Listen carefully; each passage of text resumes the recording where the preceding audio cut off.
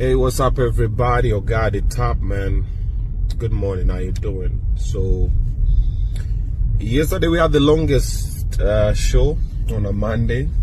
Yeah, like emotions were all over for everybody, all the employees and staff for Obinna TV Studios, for the guests. Like yesterday, we didn't know when you're doing the show. Unacheka kwa show, tuko kwa matanga, wezi cheka kwa matanga. It was complicated. Yeah, some people were there, they understood why that was happening. Some people didn't understand it. But yote tisa kumi, it has happened. So, from the Shalkido'S story, guys, this is not the time to fight each other. Yeah, this is not the time to fight each other. I know we are angry. I know. And some of them are justified, some of them are not. This is what I would say. Let it be a lesson to all of us how life is precious and how life is short and unpredictable. You can be with someone today and tomorrow you're like, okay, I wish I treated them better. I wish I was more kinder to them. I wish I was more receptive to them. I wish I didn't take them for granted. That's anybody. Can be your parents, can be your kids, can be your friends, can be your colleagues, whatever it is. All right, so let it be a lesson of how we deal with each other as human beings. Kindness will always win. Like, yeah, because if you're kind to someone and they're no longer there, you will always sit down and go like, yeah, I did right by God, I did right by them. But if you're not kind to them, I'm sure it's gonna haunt you to death. For example, Shalkido'S story, I'm sure there's a couple of people who are not kind to him. And he also told us a couple of people who are not kind to him. Omosh and Miles, the brand manager, were handling everything to do with him. They have a lot of information and probably will not even talk about it. But those people that were unkind to him, I'm sure, hata saizi we mwenyewe kwa roho yako unajambia tu mazee, mbona nilifanya hivi? Now, do better. All right? For Kenyans who came together and bought him a bike, Asanteni, God bless you. For all the other Kenyans who took money for him, for his rent and whatever, Asanteni sana, big up. Even the ones who supported him just on social media, big up. Alright? Now, I'm sure there's going to be a couple of expenses from the hospital. So there's going to be a couple of expenses that are going to come from the hospital, to the morgue, to the funeral, everything. I'm sure the show cannot be able to handle it. We were with the show that day on the hospital, and it was it on Sunday? Yeah, we were with the dad as well. We were with the family, and I'm sure they will need us. Okay, so let's cool down the temperatures. Okay, let's slow it down. Let's dial it down a notch, and then we wait for feedback from the family. And I'm sure a lot of different people are going to be doing videos and saying the family needs this, the family needs no. Unless you see a video from the father or the mother, and not for all these other random social media people who are just going to go there and get the likes and views. Let's get it from a credible source. You know, it can be Kyoko, it can be commentator, it can be Trudy, Harriet, it can be Jackie Ogaga, and the likes. It can be Silver Kiddo, the faces that you know, Plug TV, you know.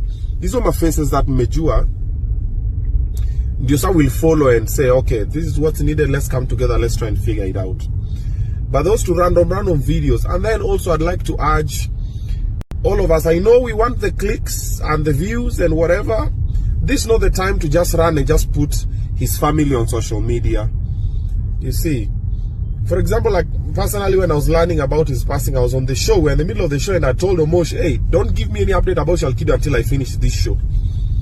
Then in the middle of it, I just go and I just find some guy has posted the father there and saying, oh, we got news. I'm like, yo, man, let's have like a proper way. Let's give the family space.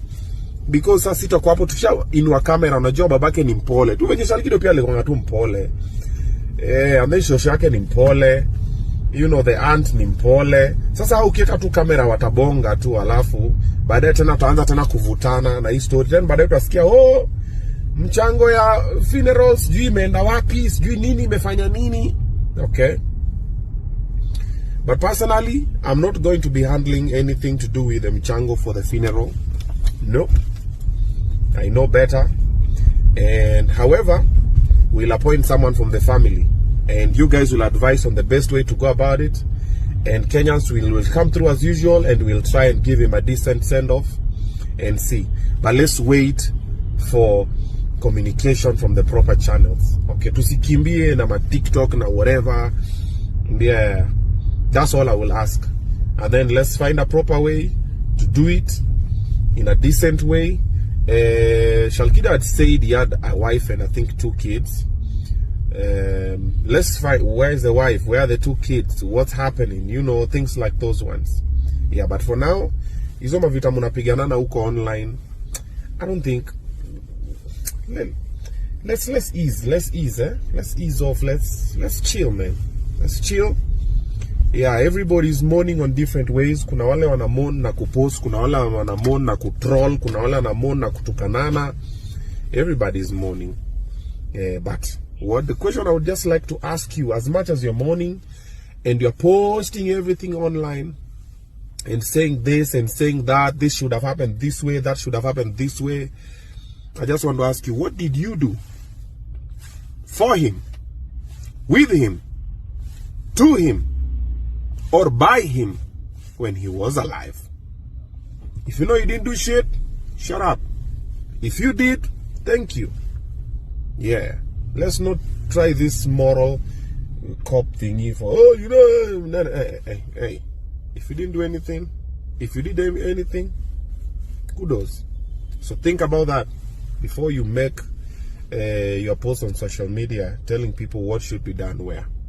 But above all, let's calm down. Alrighty? See you. We'll give an update of what's happening where.